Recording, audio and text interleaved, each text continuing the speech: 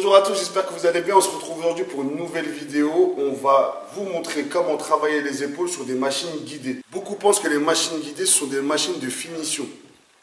Chose qui est vraie, chose qui est fausse. Moi, je vais vous montrer qu'avec une certaine méthodologie de travail, on peut faire beaucoup de gains musculaires en utilisant les machines guidées.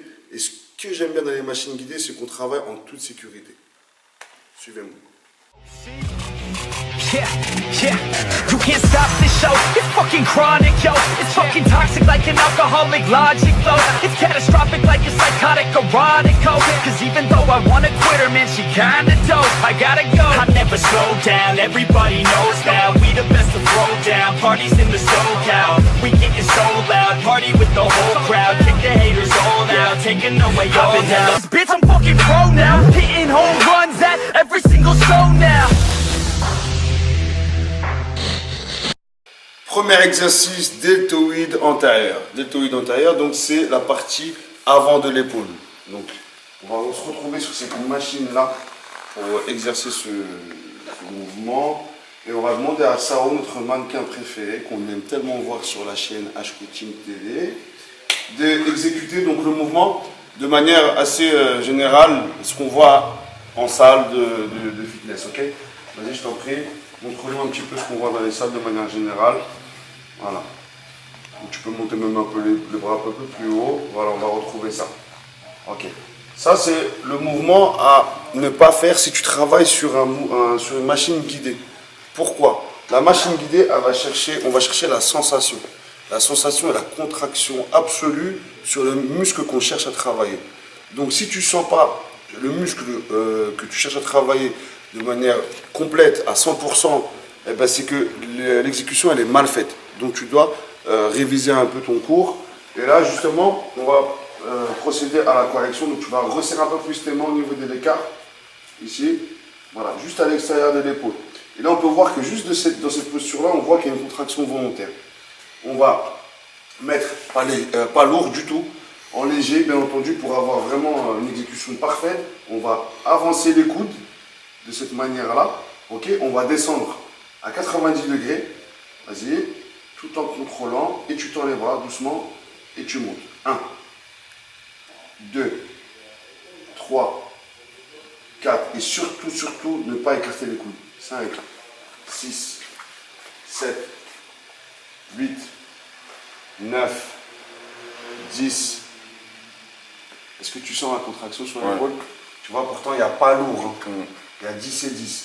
Tu vois. Et si tu cherches vraiment à approfondir et encore à travailler, à creuser, tu peux tendre de plus en plus le bras, ce qui n'est pas nécessaire si tu ne veux pas te faire mal au coude, au niveau du tendon. Tu laisses toujours une petite flexion au niveau du coude. Autre chose aussi au niveau de la posture. On voit beaucoup de mecs utiliser cette machine et charger, tu sais, mettre 80, 100 kg et tout, et ils se retrouvent dans la posture suivante. Laisse-moi, je vais vous montrer. Voilà, c'est très bien, c'est ça. C'est exactement ça, tu m'as devancé. Et tu les retrouves comme ça. Vas-y, disons qu'il y a 100 kg là, et tu vas les retrouver poussés. Vas-y, pousse. Voilà. Tu vas les retrouver poussés comme ça. Et en fait, qu'est-ce qu'on va avoir? C'est qu'on va avoir un recrutement sur le haut des pectoraux. Si tu avances tes fesses ici, tu vas retrouver le haut du pec qui va se contracter. Et donc, du coup, on n'est pas sur le deltoïde à 100%. Parce qu'à la base, nous cherchons à travailler, n'est-ce pas? Donc, restez au fond du siège.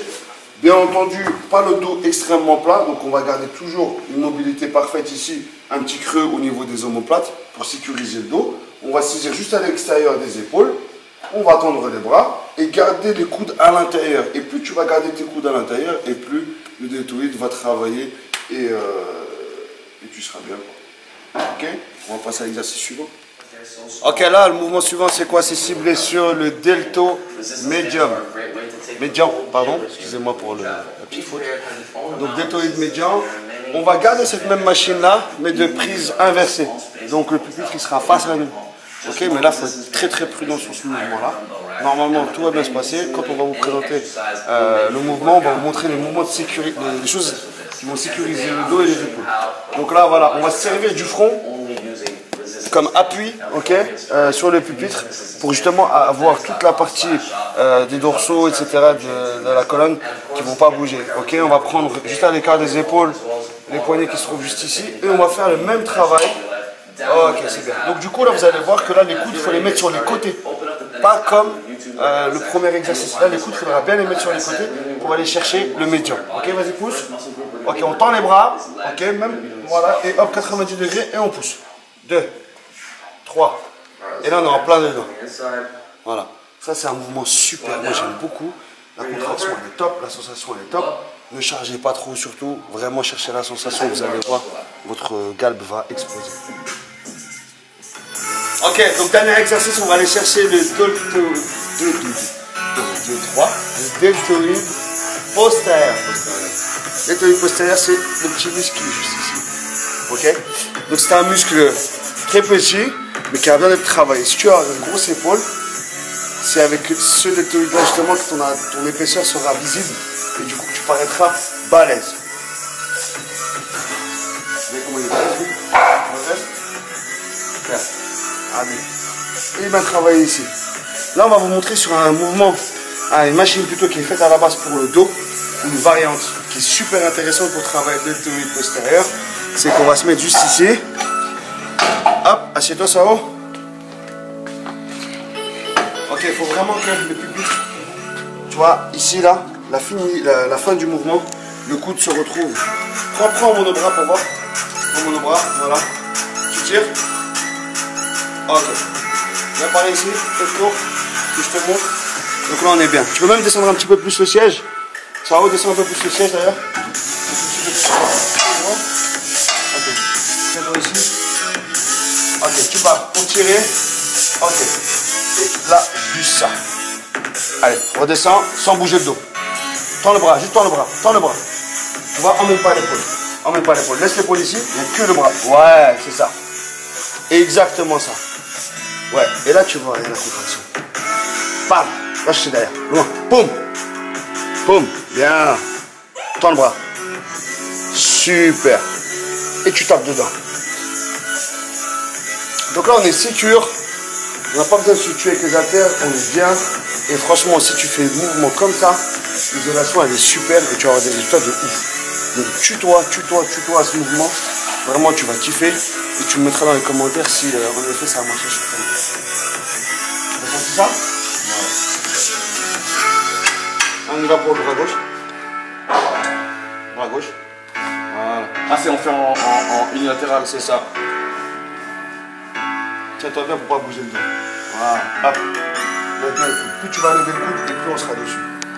Voilà, très bien. Tu vois, boum. Tu vois en fin de mouvement, la contraction elle est là. Parfait. Et là, tu vas avoir un gap de ouf à la fin. Magnifique. Relâche ton épaule. Voilà, laisse ça en bas. Voilà, et là, tu montes le coude. Super. Tu vois, là, tu es en strict. Parfait. J'espère en tout cas que vous avez kiffé la séance d'aujourd'hui, que ces astuces vont vous servir lors de vos prochains entraînements. N'hésitez surtout pas à vous abonner à la chaîne pour ne pas louper les astuces qui vont arriver très vite, parce qu'en ce moment vous voyez très bien la fréquence des vidéos, elles sont de plus en plus rapprochées. Merci en tout cas de nous suivre, abonnez-vous, partagez et mettez un pouce.